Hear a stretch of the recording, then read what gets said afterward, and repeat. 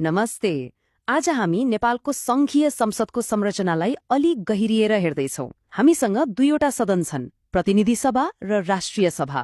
तर प्रश्न यो हो कि यिनीहरूले कसरी एउटै प्रणालीको रूपमा मिलेर काम गर्छन् अनि हाम्रो लोकतन्त्रलाई कसरी आकार दिन्छन्। ल आउनुहोस् यसको गहिराईमा डुबौं। कुनै पनि प्रणालीलाई बुझ्नु अघि सोध्नुपर्ने पहिलो प्रश्न हो, किन? हाम्रो संसदमा आखिर दुईवटा सदन किन चाहियो? यो त्यत्तिकै बनाइएको डिजाइन त पक्कै होइन। यसको पछाडि हाम्रो शासन प्रणालीलाई सन्तुलित बनाउने एउटा गहिरो उद्देश्य लुकेको छ। ल आज त्यही रहस्य पत्ता लगाउँ। ल अब सुरु गरौं यी दुई सदनको परिचयबाट। नेपालको संघीय संसदमा प्रतिनिधि सभा, जसलाई हामी तल्लो सदन पनि भन्छौं, र राष्ट्रिय सभा, जसलाई माथिल्लो सदन भनिन्छ, मिलेर बनेको छ। हेर्दा दुईवटा देखिए पनि यिनीहरू एउटै संसदका दुई पाङ्ग्रा हुन्, जसले सँगै मिलेर काम गर्छन्। अब लागौं यिनीहरूको साझा जिम्मेवारीतिर। यिनीहरू बीचको फरक के छ भनेर बुझ्नुभन्दा पहिले उनीहरूले सँगै मिलेर के काम गर्छन् त्यो बुझ्न जरुरी छ। किनभने उनीहरूको भूमिका फरक भए पनि लक्ष्य त एउटै हो नि, होइन र? अब हेर्नुहोस्, दुवै सदनको मुख्य काम भनेकै देशको लागि कानून बनाउने हो अनि जनताका कुराहरू उठाउने, सरकारलाई प्रश्न सोध्ने, मतलब सरकारलाई जवाबदेही बनाउने काम पनि दुवैको हो। रमाइलो कुरा के छ भने उमेरको हद बाहेक अरू योग्यता र सुविधा पनि लगभग उस्तै नै हुन्छ। यही साझा जगमा उभिएर उनीहरूले सहकार्य गर्छन्। ल अब आयो सबैभन्दा चाखलाग्दो कुरा, यिनीहरू बीचको भिन्नता। साझा जिम्मेवारी त छँदैछ, तर यिनीहरूको संरचना र भूमिकामा निकै ठूलो फरक छ। यही भिन्नतामा नै हाम्रो प्रणालीको सुन्दरता र शक्ति लुकेको छ। हामीले सुन्दै आएको तल्लो सदन र माथिल्लो सदन भनेको यही हो। प्रतिनिधि सभा भयो तल्लो सदन अनि राष्ट्रिय सभा माथिल्लो सदन। नामले नै यिनीहरूको काम र हैसियत केही फरक छ भन्ने संकेत दिन्छ, होइन त? यो टेबलले एकै ठाउँमा सबै मुख्य फरकहरू देखाइरहेको छ। सदस्य संख्यादेखि लिएर चुनाव हुने तरिका, उमेर, कार्यकाल, हरेक कुरामा प्रष्टै फरक छ। ल अब एक गरेर यी सबैलाई चिरफार गरौँ है त। प्रतिनिधि सभा यहाँ हुन्छन् पुरै 275 जना सदस्य।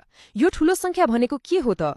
यो भनेको देशैभरिका जनताको प्रत्यक्ष आवाज हो। मतलब जनताको मनको कुरा सिधै संसदमा पुग्छ। अब हेर्नुहोस्, राष्ट्रिय सभा यहाँ जम्मा 59 जना। कति धेरै फरक, होइन? यो सानो संख्या हुनुको कारण छ। यहाँ भीडभन्दा पनि विज्ञता, अनुभव र गम्भीर छलफललाई बढी महत्व दिइन्छ।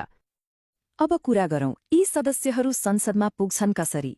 प्रतिनिधि सभामा त हामी आफै भोट हाल्न जान्छौं, होइन त?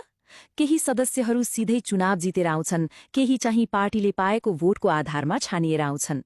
तर राष्ट्रिय सभाको लागि अलि फरक छ। यहाँ हामीले चुनेका प्रदेश र स्थानीय तहका प्रतिनिधिहरूले भोट हालेर सदस्य छान्छन् अनि 3 जनालाई त राष्ट्रपतिले मनोनित गर्नुहुन्छ। उमेरको कुरा पनि निकै रोचक छ। प्रतिनिधि सभाको सदस्य बन्न 25 वर्ष पुगे हुन्छ, तर राष्ट्रिय सभाको लागि चाहिँ कम्तीमा 35 वर्षको हुनै पर्छ। यसको पछाडिको सोच के हो भने राष्ट्रिय सभामा अलि बढी परिपक्व र अनुभवी व्यक्तित्वहरू आउन् भन्ने हो। अब कार्यकालको कुरा गरौं। प्रतिनिधि सभा 5 वर्षको लागि बन्छ, तर यो बीचमै भङ्ग पनि हुन सक्छ, हामीले देखेकै छौं। तर राष्ट्रिय सभा यो त स्थायी सदन हो, यो कहिल्यै भङ्ग हुँदैन। यहाँ सदस्यहरूको कार्यकाल 6 वर्षको हुन्छ र हरेक 2 वर्षमा 1/3 सदस्यहरू फेरिरहन्छन्। यसले गर्दा सदन सधैँ चलिरहन्छ, देशमा राजनीतिक उथलपुथल भए पनि। र यो सबैभन्दा महत्वपूर्ण नियमहरूमध्ये एक हो।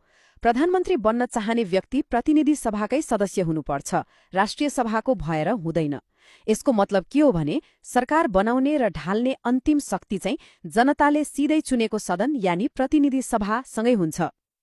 यति धेरै फरक कुराहरू त थाहा पायौं, तर अब प्रश्न उठ्छ, यिनीहरूले सँगै काम चाहिँ कसरी गर्छन् त? खास गरी कानून बनाउँदा कुनै कुरामा मत मिलेन भने के हुन्छ? ल अब त्यही प्रक्रियालाई हेरौं। मानिलियौं राष्ट्रिय सभाले एउटा विधेयक पास गरेर पठायो, तर प्रतिनिधि सभाले त्यसलाई मान्दिन भन्यो। अथवा प्रतिनिधि सभाले केही फेरबदल गरेर पठायो, तर त्यो फेरबदल राष्ट्रिय सभालाई मन परेन। अब के गर्ने हो? यस्तो बेलामा दुवै सदनको एउटा संयुक्त बैठक बोलाइन्छ र त्यहीबाट अन्तिम निर्णय हुन्छ। यसले कुनै एउटा सदनको हटले गर्दा देशको लागि चाहिने कानून बन्नबाट रोकिँदैन। ल अब फेरि घुमिफिरी त्यही सुरुको प्रश्नमा आयौं।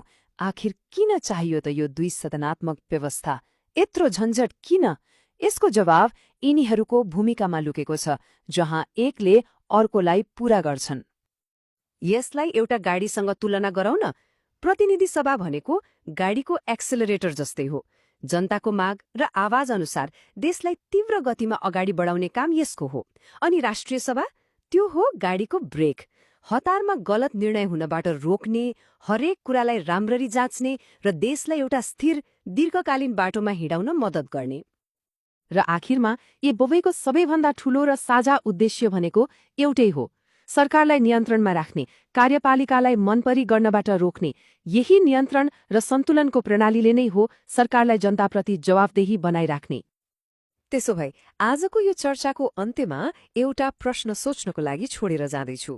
प्रतिनिधि सभाको गति र राष्ट्रिय सभाको स्थिरता बीचको यो शक्ति सन्तुलनले हाम्रो लोकतन्त्रलाई साँच्चै कत्तिको बलियो बनाएको छ त? यसबारे विचार गर्दै गर्नुहोला।